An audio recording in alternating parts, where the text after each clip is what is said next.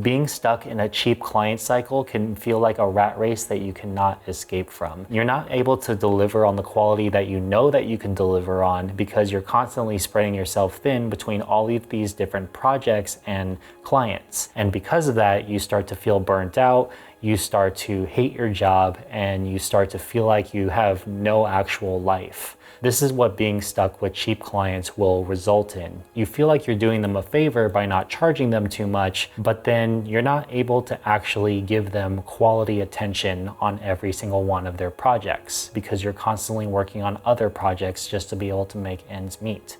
But there is a way out of it. And there is a way that you can level up your clientele and ditch the cheap clients for good. Doesn't mean that every single project that lands on your plate is always going to be the highest quality or the highest paying, but working on getting yourself out of that cycle and putting yourself in a network where people do have higher budgets and people who do actually respect the quality of your work is achievable. So in today's podcast episode, I'm going to be sharing my own personal experience of how that works, and be sure to listen to the very end because I'm going to be unpacking a lot of value. Hope you guys enjoy.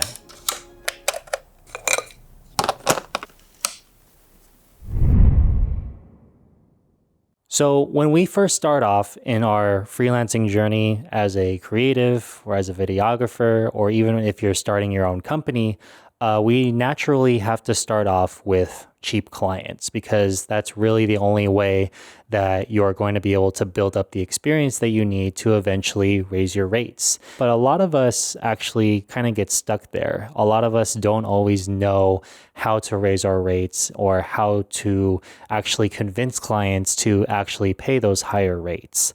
A lot of times when we're in that cheaper world and we decide, hey, it's actually time to raise our rates. I feel like I'm more experienced now and then I can actually deliver on it.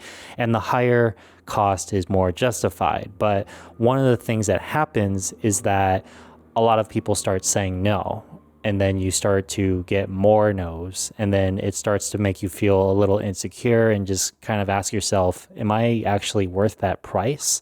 Or am I actually worth that rate that I'm actually charging?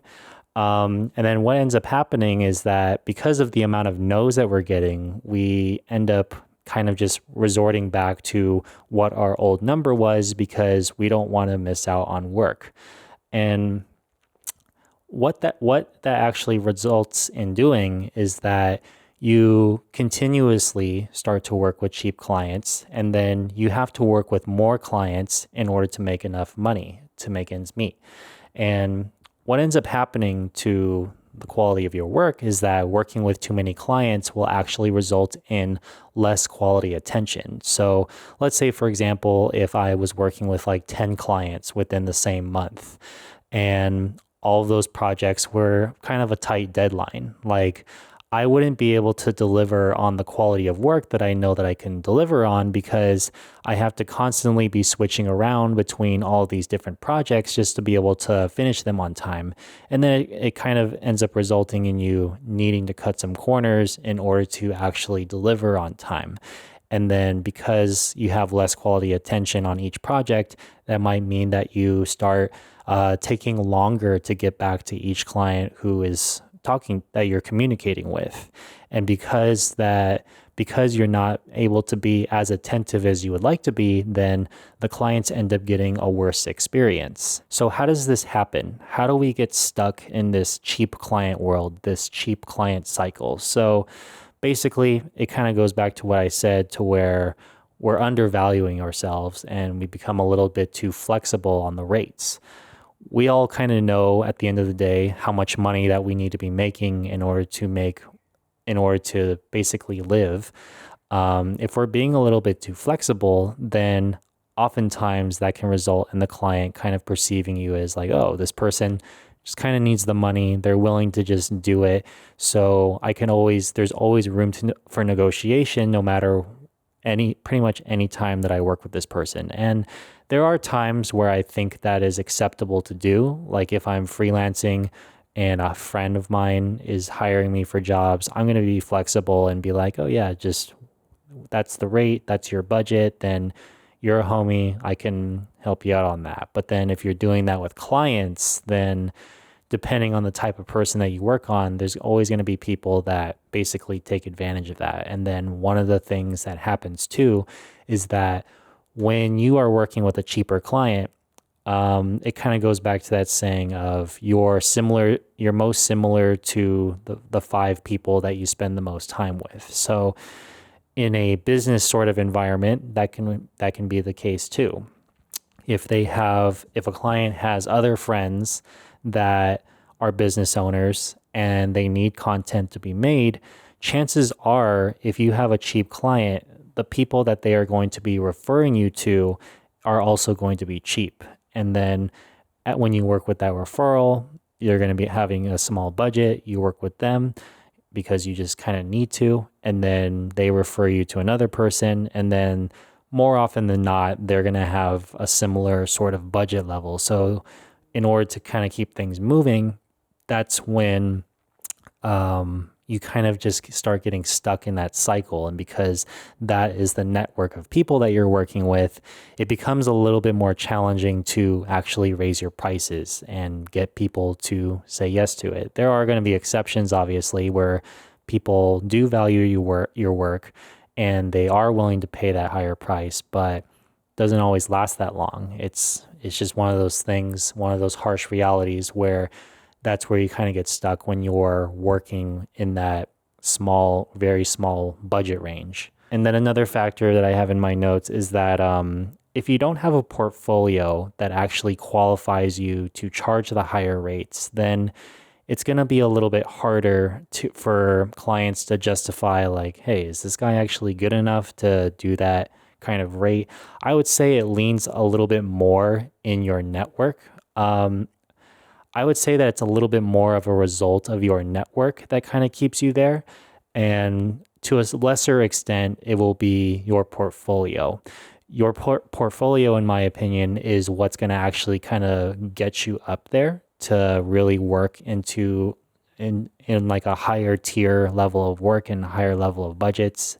And then the cycle kind of continues where if you have the work to back it up and you eventually like find that one person that's willing to pay the rates and then they were to refer you to, then that cycle basically kind of levels up as well. Like you go from the cheap client cycle, once you kind of break out of it a little bit and find someone that's on a higher budget, on a higher level in terms of budget, then that cycle will basically just level up and then you'll be working with, let's just say like medium budget clients. So when I say low budget, medium budget, what exactly is low budget? What exactly is a cheap client? So at least from my personal experience, what I personally consider to be cheap work or cheap clients would be anything that pays under $5,000. Now, I know a lot of people are probably thinking to yourselves, that's a lot of money. Like, I would love to get that kind of like low budget work. And I totally agree with you, but hear me out. This is why I personally chose that number. I feel like in the whole marketing world, anything less than $5,000 is really nothing that significant in terms of getting good content made, having a solid plan on how to distribute the content.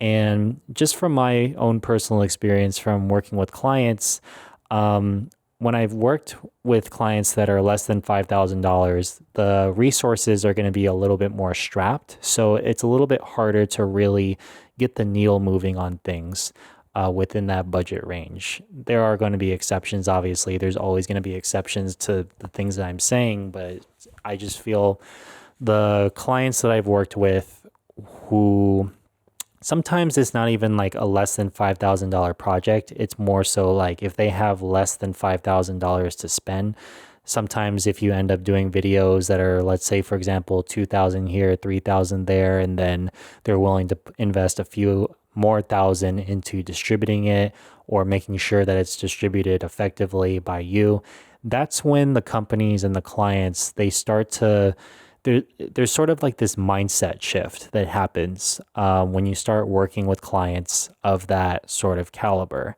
Because they have a little bit extra to invest, then it gives you a lot more room to actually give them the results that they want, whether it be a more high-end looking video or even having the means of being able to distribute it properly in terms of like posting on social media, running advertisements, doing some like email marketing, whatever.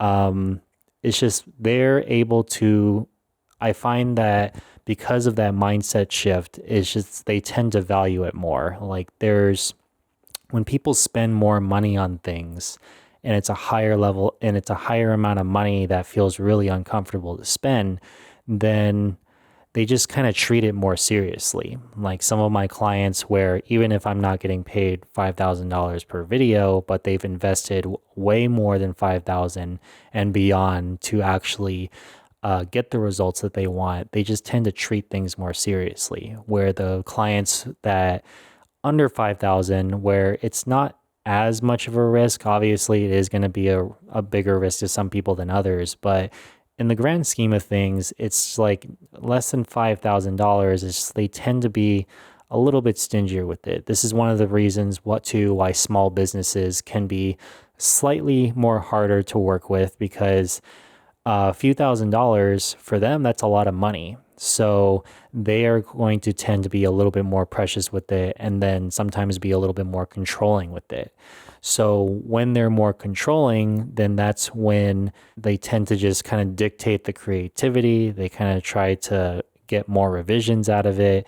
They try to like really take advantage. I find that more so often with the less than like $2,000 or less clients. But it's just kind of this weird thing where you would think because the cheap clients aren't spending a lot of money, they would actually value your time more because it's not really a lot of money. But the opposite's actually true. They just tend to be a little bit more controlling, have a little bit more anxiety behind that purchase, where people that are within the 5,000 plus range, they will typically kind of know like, hey, I need to invest this in order to get this result. They tend to have a little bit more experience with paying for video. And a lot of times I've seen that these clients, from conversations that I've had with them, they'll say, oh yeah, I've tried to go cheap in the past, a couple $1,000s, and then I didn't really get anything that I wanted out of it. So it was almost like I didn't really invest enough in order to get the result that I want. So that's where that mindset shift comes in, where it's like people that are willing to spend more and really put an investment into it, they usually kind of understand that, hey, in order to get this result, I need to respect the expertise that you bring into it. I need to respect that if I really want to get tangible results with my business and with my marketing, I need to invest more into it like this. That way, there's more resources to actually make it work. What I consider a cheap client, even if it's not always financial, is they'll guilt trip you because they feel like they're spending so much money that they feel like that they deserve to be getting more out of things, but then sometimes, or out of what they're putting into it. But a lot of times, because video and marketing is such a higher ticket sort of item, it's like a few $1,000s doesn't always buy you all that much. So a lot of times we all want to give our clients the best possible treatment, the best possible experience. But the reality is that at times, like these budget levels, you're not always able to deliver every single thing that they want. And a lot of times the cheaper, even in just the mindset type of clients, they're going to just try to milk it as much as they can because they feel like they're spending all of this money. There's like that scarcity of what they're putting into it.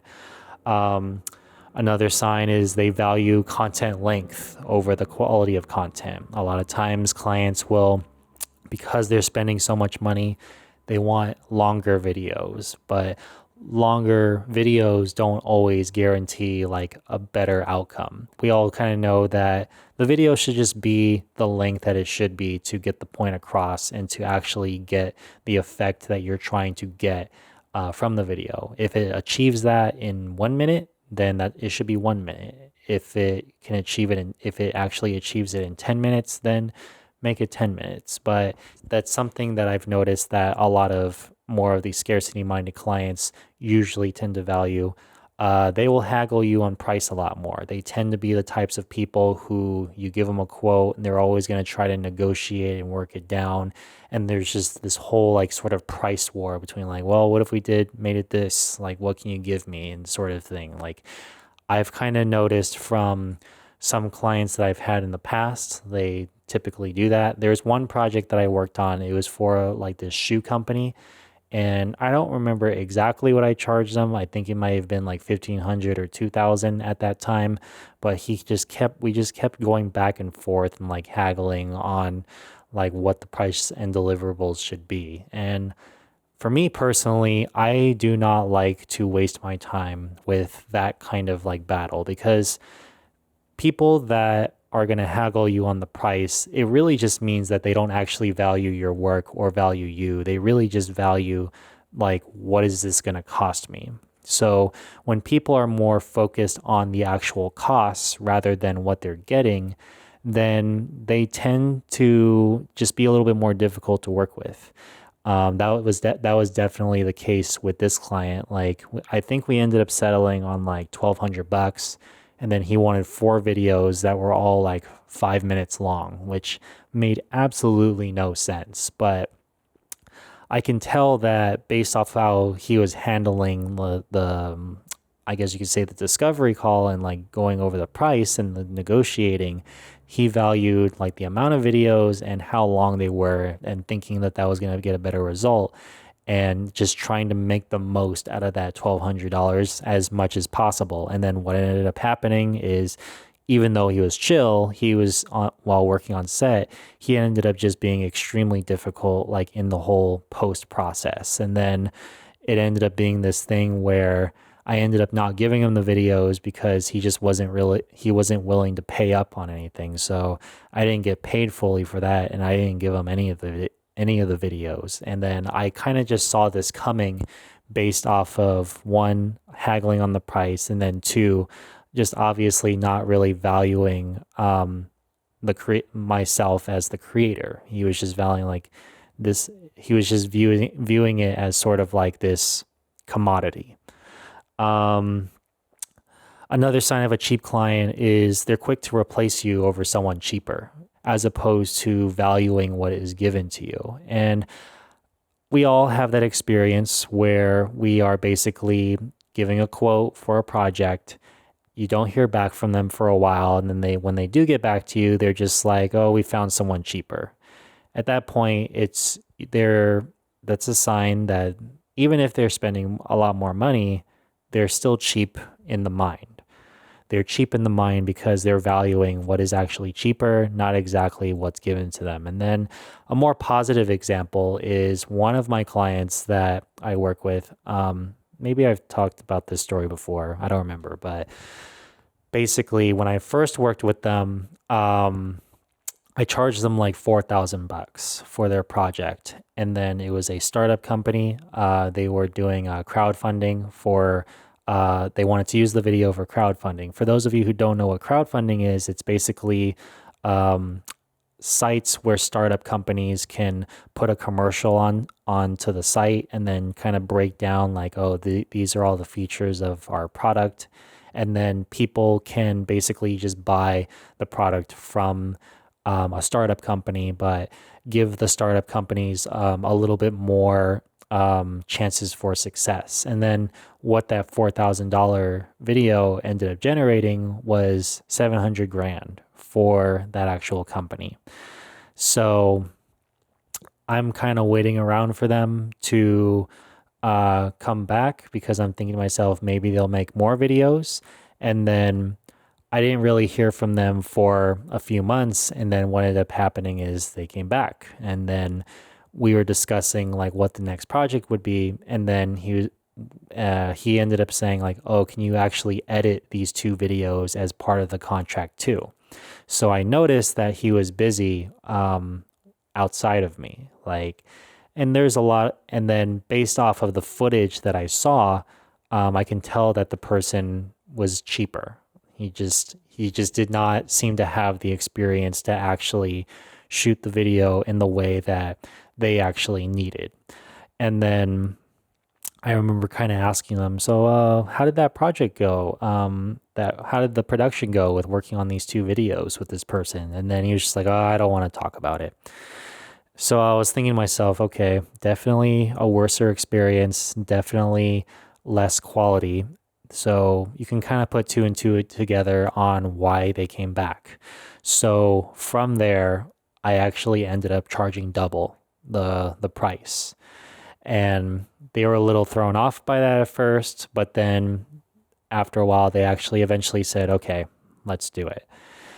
And then we did more crowdfunding videos, and then they were able to make another like I think it was like 400 grand on the next commercial. So from there, they started continuing to work with me from then on, and because there was more of a result that was coming from actually working with myself. Trying to say this as humbly as possible, but basically the whole point of this story is that they went to someone cheaper because at that moment they were well, actually, let me rewind. They went to me, they got it for what is, in my opinion, a pretty cheap price, and then got a very good result from it. And then they went to somebody else, probably because they were cheaper. The result ended up not being as good. They did raise a good, decent amount of money, but nothing compared to what I did for them the first time. They came back to me, and then we worked again, and then they ended up getting a better result than what they got with the previous person. So at that point, they started to shift more of their focus on, well, if your videos are making a lot more money, almost 2 to 3 times more from crowdfunding, then we might as well just go with you. And then it justified my price, my doubled price. And then from there, we basically just kept working on more and more videos, and they kept getting similar results. So that's really the difference between like working with someone who's cheap and versus someone who's willing to invest. The more high-end clients are going to have a little bit more of a loyalty to you, especially if you can deliver them consistently good results. Where the cheap clients, they're always going to be very quick to be like, oh, this person's cheaper. Maybe the quality is a little not as good, but it'll save us some money. So we're going to actually just go with this person. But that doesn't always guarantee that it's going to work out for you. So sometimes the cheap budgets end up being a waste of money. So another story that I kind of wanted to share when it comes to cheap clients is I was doing another like crowdfunding kind of video. This was before that client that I just mentioned, but it was a very cheap video. It was like 3,000. Should have charged 3 times more, but I wasn't as experienced at that time. So I ended up, that was definitely a very tough lesson to learn. But a lot of times too, it's just like with these cheap clients, what ended up happening is that I gave them the video, and then because of this like kind of cheap mindset, and then sometimes too, like it kind of comes with this like power play kind of thing. Like sometimes people that don't necessarily value you, they only value the price. Sometimes not valuing you can also come with being disrespectful. You probably see that a lot with like bigger companies or even influencers where they are kind of on top of the world in their own world, and then they're paying people to be their employees, but they treat them, they pay them cheaply and then treat them like dirt.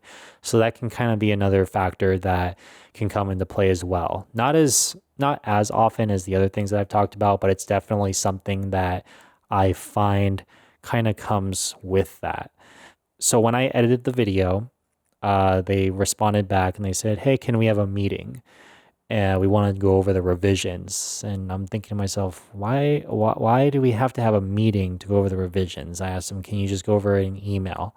And then he said, no, this would be easier to just go over in a meeting. I said, okay, fine.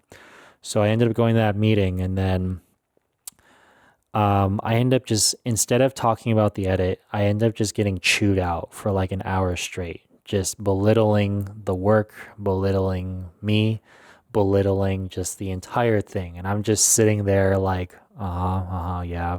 And then there was an employee there that was taking notes, and then there was another person there who was actually my client who referred me to the the difficult client, to put it nicely. Um, so I'm sitting there, and then he's telling me, you have to reshoot everything, or you have to re-edit. I'm like, no, I can't do that, man. Like, I already spent the money. I wouldn't, if you want to reshoot things, we can, you'd have to pay for it. Like, we'd have to pay to redo the shoes. Like, I'm not going to pay for your fuck ups. It was definitely a very difficult person to work with. And then basically they opted for filming shots of their employees, like using the product. And it looked really stupid. And then the only reason why I kind of ended up going through with it and seeing it through to the end is because the client that referred me was actually one of the best clients I've ever had. And then he referred me to someone that he didn't actually know was going to be so difficult. So I was kind of doing it more so to make the previous client happy as opposed to the difficult client. And then that ended up going like very difficult. It ended up being very difficult, but I ended up finishing that up. And then just kind of cut my ties from there. But I just kind of learned like, man, all of this stuff was definitely not worth it. I definitely did not charge enough. And this guy kind of just treated me like dirt. So that's just one of the things where I feel like if they're not investing, really, really investing into you, then they're not always going to respect you. So that's kind of one of the things too about being stuck in that world is people don't value your time. They don't value you. You're going to be working with more difficult people. It's just one of those things where it's just not really worth it in the long run. So why is it important to focus on raising your prices and trying to work your way out of this whole cheap client world? So the more obvious one is if you have higher prices, higher rates, higher budgets, then it's going to be easier for you to grow your business and grow your team because you're not going to be able to do like bigger and more ambitious things in your business if you're not charging the appropriate amount of money for the projects. Also, better quality result and a better production quality helps qualify you for similar projects. That kind of goes back to what I was saying, to where once you kind of level up and get into that slightly higher budget range, then you're going to start working with other people that have similar budgets. And also your work is going to reflect in that as well. When it has more of a production quality to it, then when you find new clients that are willing to pay that kind of budget, then they want to see some work that actually backs it up. So having those clients can just really result in you just having better quality work and work your way to better quality clients. And then you can invest into better quality gear. On this podcast, I'm not this huge advocate for, oh, you should always be buying new gear. I'm not necessarily a gearhead. If you look at the older videos on my channel, I was a little bit more of a gearhead, but that's not really my focus anymore. But that is something where you would be able to, it would be a lot easier to do that if you're charging higher prices. More money with less time. If you are working with less clients that are paying you more, as opposed to more clients that are paying you less, then it really just results in having better quality attention on each of the clients. Like if they are to reach out to you, you can respond to them faster. You can give them more of that VIP experience when you have extra budget to actually work for them. So the big question is, how do you actually transition into getting higher quality clients and higher end client work? So I'm gonna so a story that I have to kind of at least just share my own experience of how that happened for me is when I first started out, I was just doing only client work. and I would shoot a variety of different things. I would be shooting like weddings, event recaps, vlogs for like influencers, some like corporate videos, very diverse like niches of content. And I didn't actually specialize in anything. Pretty much all the clients that I was getting from all of that work, they were all pretty similar. It was just low budget stuff. And then I didn't really think much of it at the time, but what I wanted to do was I wanted to do some more like passion projects. I wanted to be shooting stuff that I actually enjoyed so that I just wasn't stuck doing client work all the time. So I grew up skateboarding. So what I ended up doing is I hit up some old friends that I knew and I would be like, "Hey, let's go street skate or something." So I could film some clips, and basically my whole goal was to just create like these cinematic like skate videos and just kind of make something that stood out a little bit more from the typical skate videos that people would see. And also, I just wanted to practice and just be creative and just do something fun. And then I ended up creating like a little body of like a skateboarding portfolio. Didn't think much of it at the time. It was just, I didn't think I would really use the footage for anything professional. I always thought it would just be like this passion thing that I would do.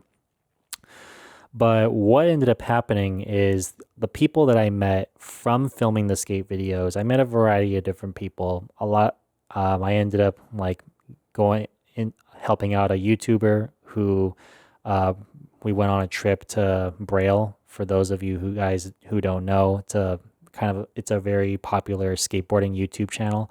I got to go to their warehouse, meeting those people, and then I got to meet some people that were a part of a nonprofit, and then kind of just chit chatting with all of them, and then filming stuff just for fun. And then I ended up meeting someone.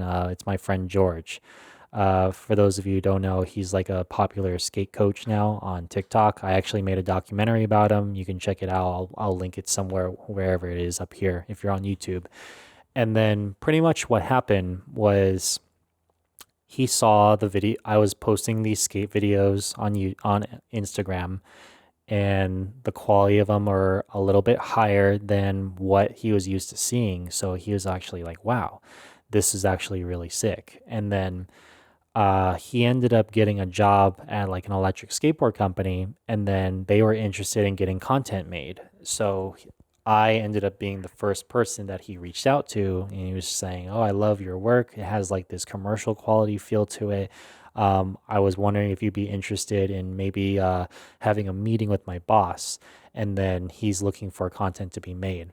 So I was like, "Yeah, for sure." And I ended up going, and then I was kind of giving him a pitch on like what kind of videos that we could be doing for the electric skateboard company. And then because I had skateboarding work in my portfolio, it was a lot easier for him to see the value in bringing me on.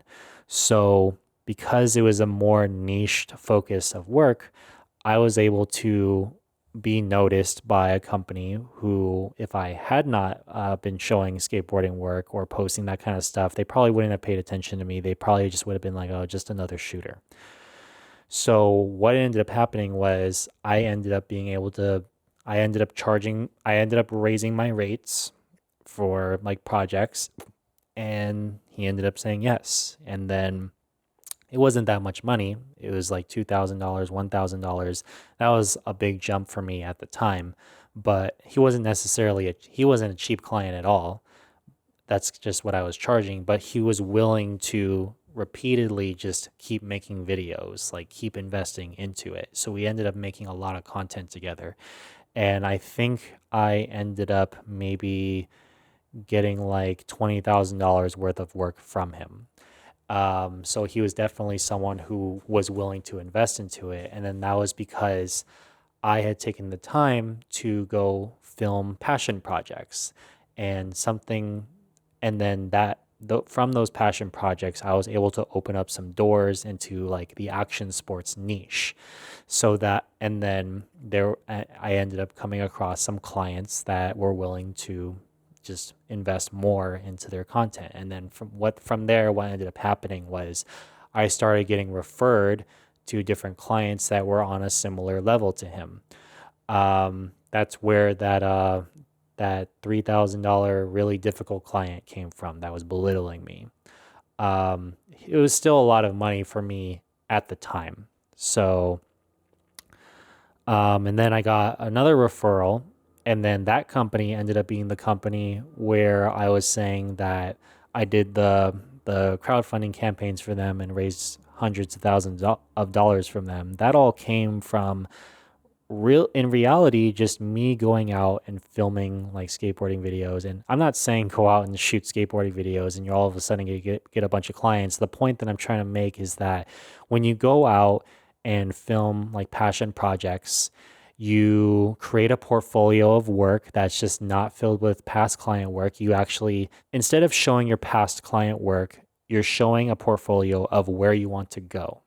Is kind of like the whole philosophy behind a portfolio. It's like if you're only showing past client work, guess what? You're going to get work that's kind of similar versus if you create a portfolio of work, even if it's just work that you did on your own, but this is the work that you want to be doing, that's the kind of clientele that you're going to be attracting. And then because it's your own creativity and you're not limited by a client's creativity, then you're going to be able to really showcase what it is that you're going to be able to do. And people will really notice that and it will really stand out compared to only showing just the past client work. For me, it's when people say that clients just don't have the money to spend anymore, that's really a limiting belief. I mean, there's going to be a lot of clients where that is the case, but people are out there. There are companies out there that are willing to invest to it. They just don't really know how. They need that actual guidance to do it. And if you just present yourself as this commodity who's able to present a piece of the puzzle, but not solutions to the puzzle itself, then they're going to not value you. They're going to basically kind of be a cheap client, or maybe not even a cheap client, but just hesitant to invest the money.